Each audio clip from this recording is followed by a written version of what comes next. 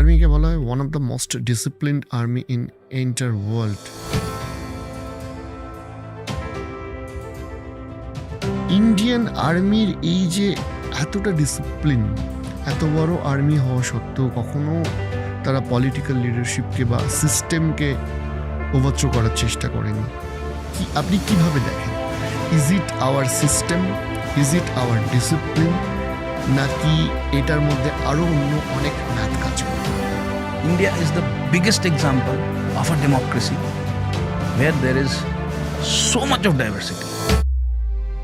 একজন কোন জায়গা থেকে বসে লিখতে পারে নিজের বাবাকে, নিজের মাকে, যে প্রবাবলি আমার এটা লাস্ট চিঠি, এখন আমি যখন যাচ্ছি, যতদিনে তোমরা এই চিঠি পাবে ততদিনে হয়তো আমি ভগবানের কাছে চলে গেছি।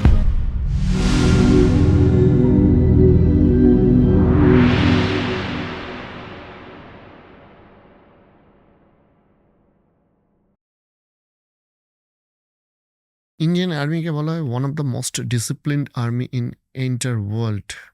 যে এত বড় আর্মি হওয়া সত্ত্বেও তারা কখনো কু করেনি, তারা কখনো গভর্নমেন্টের ডিসিপ্লিনের বাইরে যায়নি।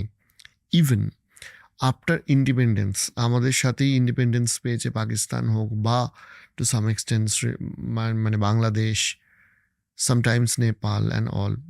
নেপালের যদিও ইন্ডিপেন্ডেন্স পাইনি। আমি বলছি যে আমি যদি এই তিনটেকে ধরি, পাকিস্তান, বাংলাদেশ, ইন্ডিয়া, পাকিস্তান বা বাংলাদেশে বারবার মিলিটারি কু হয়েছে, রিসেন্ট হিস্ট্রিতেও হয়েছে।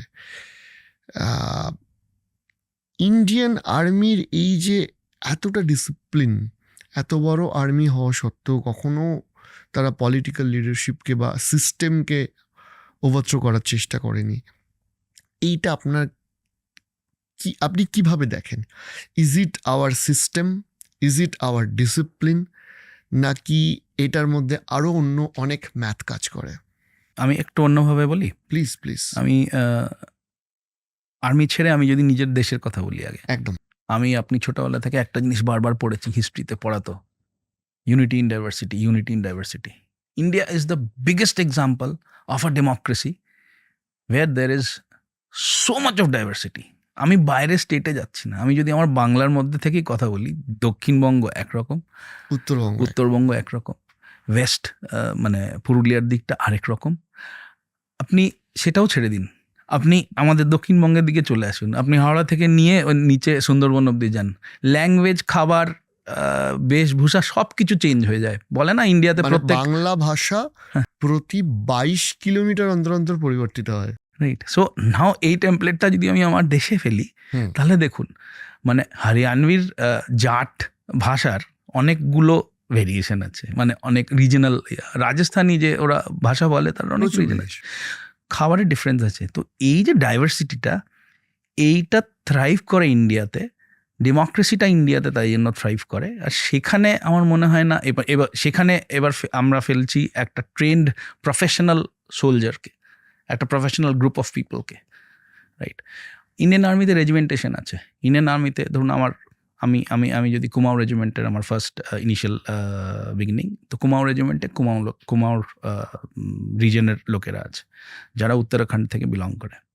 আবার উত্তরাখণ্ড থেকে বিলং করে গড়ওয়ালিরা, ঠিক, একটা আরেকটা পার্ট। তো গড়ওয়ালির রেজিমেন্ট আছে, মাদ্রাস রেজিমেন্ট আছে, যেখানে সাউথ ইন্ডিয়ার কিছু লোকেরা একসাথে মিলিয়ে হয়। কুমাওতে অফকোর্স নাগা রেজিমেন্ট আছে, নাগা রেজিমেন্টে নর্থ ইস্টের লোকেরা আছে।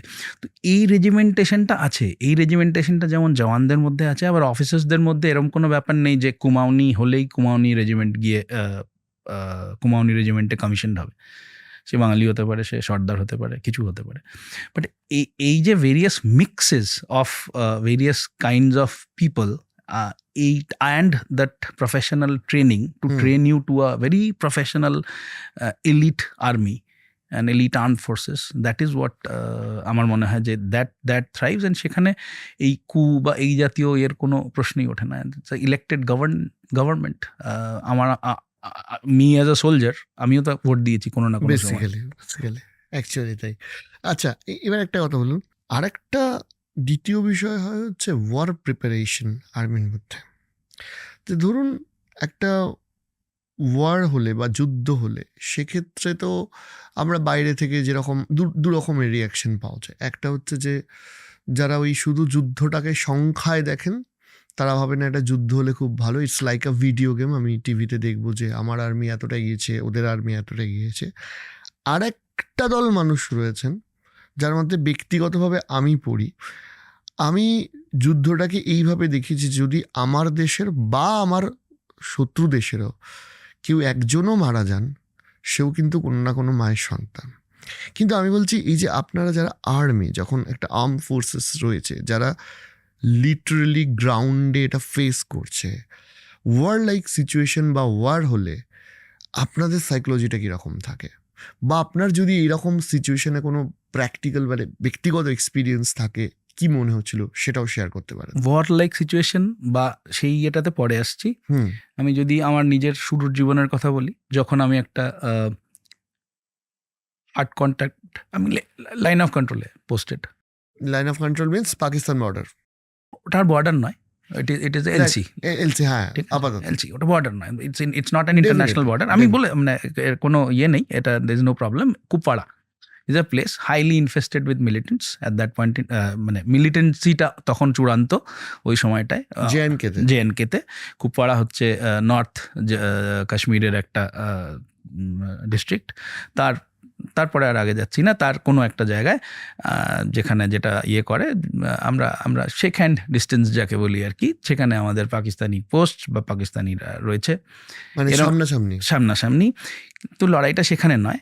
এবার ও কিছু করছে বা আমি কিছু করছি, মাঝে মাঝে সেলিং টেলিং হচ্ছে, সেগুলো ঠিক আছে।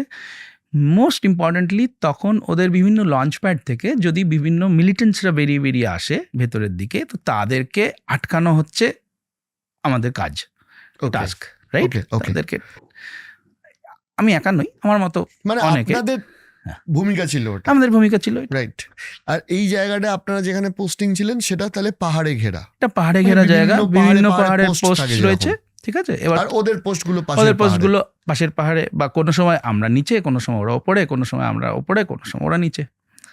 সিজ ফায়ার তখনও হয়নি, 2004-এ বোধহয় সিজ ফায়ার, বা 2005, আমি মিস করছি, নভেম্বর 2004 বোধহয় সিজ ফায়ার হলো। তার আগে স্ক্রিমিশেস যাকে বলে, মানে একটু আদান প্রদান হতে থাকে আর কি, কিছু কিছু মাঝে মাঝে সেটা এসকেলেট করে, একটু বড় হয়ে যায়, আবার নেমে আসে, এরকম চলতে থাকে বা থাকতো। এর মধ্যে লোক ঢুকছে, তাদেরকে আটকানো হচ্ছে, তারা যদি ভেতরের দিকে চলে আসে, তো এটা তো টাস্ক। এবার লোক ঢোকাগুলো কখন আসতো? রাত্রিবেলা। তাই জন্য বিভিন্ন রকম ট্যাকটিক্স থাকে, বিভিন্ন রকম অ্যাম্বুশেস হয়, বিভিন্ন রকম লোকেরা বিভিন্ন রকম জায়গায় গিয়ে আটকায়, ঘাত লাগায়, ইত্যাদি ইত্যাদি। এগুলো তো ট্যাকটিক্যাল হয়ে গেল। আমি যেটা বলার চেষ্টা করছি যে এই সময়ে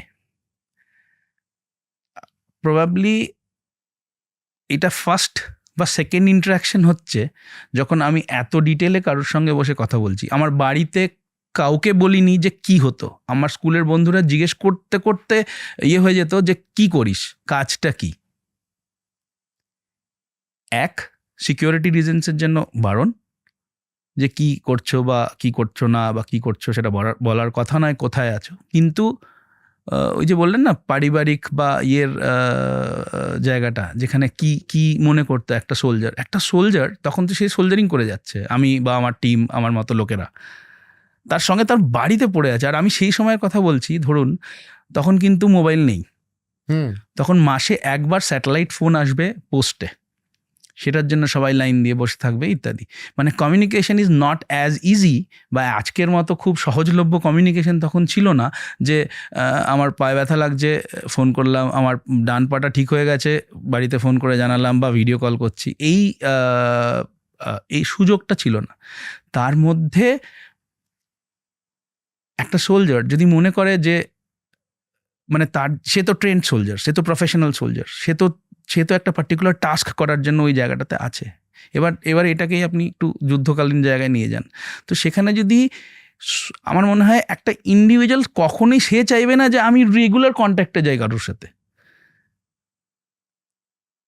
অ্যাজ আ টাস্ক আমি নিজেকে এতটাই প্রফেশনালি ট্রেন করে রাখবো যে আমি যে কোনো সিচুয়েশনে, যে কোনো রকমভাবে আমাকে যে কাজটা দেওয়া হয়েছে আমি সেটা করব, যেটা আমি আগে বললাম। কিন্তু তার মানে এই নয় যে আচ্ছা আমি না বিকেলে সকালে সবসময় চাই এরকম হতে থাকুক, এইটা বোধহয় কারুর ফিলিং হয় না। সিমিলারলি লড়াইয়ের ক্ষেত্রে যদি যখন অপরাক্রম আমি যখন শুরুতে ইয়েতে এসেছি, আমরা তখন অপরাক্রম বলে একটা এক্সারসাইজ হয়েছিল যখন পার্লামেন্ট অ্যাটাক হয়েছিল, তারপরে ইন্ডিয়ান আর্মি মোবিলাইজ হয়ে বসেছিল একটা জায়গায়। আমরা সেই সময়কার কমিশনড অফিসার্স, আমরা ফার্স্ট গিয়ে সাম্বাতে ওরকম ইয়েতে, তখন আমরা কি করতাম, পরবর্তীকালে সমালোচিতও হয়েছিল যে সমালোচনা হয়েছিল, লেট মুভ করেছিল বা করেনি, করতে দেওয়া হয়নি ইত্যাদি ইত্যাদি। আমি সেই পার্টে যাচ্ছি না, আমি তখন একটা সোলজারের মানসিকতার কথা বলছি।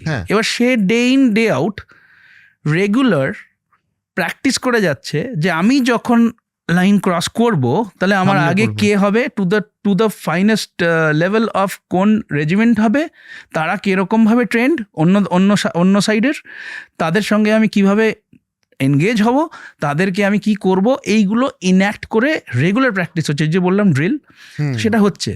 তার মনে কিন্তু সেই জজবা, সেই কমিটমেন্টটা তখন আছে যে ফোড় দেঙ্গে, যায়েঙ্গে আন্দার, ঘুষকে মারেঙ্গে, দ্যাট ইজ দেয়ার। কিন্তু অ্যাট দি সেম টাইম আমরা তো তখন ছোট, আমরা তো তখন 24 বছরের 25 বছরের, যারা আরেকটু বয়স্ক লোকেরা, তাদের তো ফ্যামিলি, বউ বাচ্চা, তার তো উত্তরপ্রদেশে বা এলাহাবাদে জমিন নিয়ে ঝগড়া হচ্ছে কারোর সাথে, কারোর না কারোর ছেলে মাধ্যমিক মানে 10th বোর্ড দিচ্ছে, 11th যাবে কি যাবে না, কারো ক্ষেত নিয়ে কোনো প্রবলেম হচ্ছে, এই জিনিসগুলো আছে। কোনো অফিসারের ছেলে হয়তো স্বাভাবিক, তার সেটা তো খুব ন্যাচারাল ফিলিং, এটা ছেড়ে যায় না। কিন্তু সে কি তখন চাইবে যে আমি গিয়ে শেষ হয়ে যাই? বাট তার এইটা জানে, আপনি দেখুন বিক্রম বাত্রা বা মানে এদের সমস্ত যে চিঠি, যে মানে সরি না কোন জায়গা থেকে বসে কেউ লিখতে পারে বা নিজের পোস্ট থেকে যে I'm very sorry, I'm just no it's okay please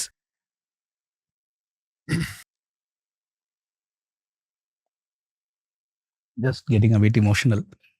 please একজন কোন জায়গা থেকে বসে লিখতে পারে নিজের বাবাকে, নিজের মাকে, যে প্রবাবলি আমার এটা লাস্ট চিঠি, এখন আমি যখন যাচ্ছি, যতদিনে তোমরা এই চিঠি পাবে ততদিনে হয়তো আমি ভগবানের কাছে চলে গেছি। সো এইটা না, এটার কোনো এটা মানে it cannot be defined, there is something which is there, এটার কোনো ডেফিনেশন হয় না। সো এই both side of a soldier, it is always there, it is there. আমি আমার ইমিডিয়েট অ্যাকশনে, one of the action this thing, আমি আমার টিম নিয়ে যাচ্ছি, একটা ইনসিডেন্ট হলো, সেখানে আমি লুজ করছি কাউকে। তো ওইটার মানে সেটা কি হওয়ার ছিল, সেটা কি কাম্য ছিল, সেটা তো নয়, বাট দ্যাট হ্যাপেন্ড। তো এইগুলো ভীষণ মানে probably okay, coming back to, তো যেটা জিজ্ঞেস করছেন যে ইয়েস, তো একটা সোলজার হয়তো বা আমি হয়তো এরকমভাবে ভাবতাম যে ইয়েস, এটা কাম্য নয়, টাস্কটা তো 200% উইথ ফুল ডেডিকেশন হবে, যা যেরকমভাবে কলা হবে, যেরকমভাবে এটা হবে।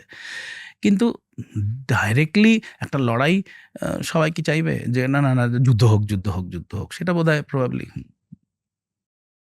it's maybe good for some media but it's not for the good for the nation and the families of the soldiers, as long as it is okay, যদি আমার কি বলে সার্বভৌমত্ব রক্ষার জন্য যা করতে হবে সবকিছু করতে হবে, সেটা যদি লড়াই হয় লড়াই করতে হবে, তার মধ্যে কোনো পেছনে তাকানোর নেই।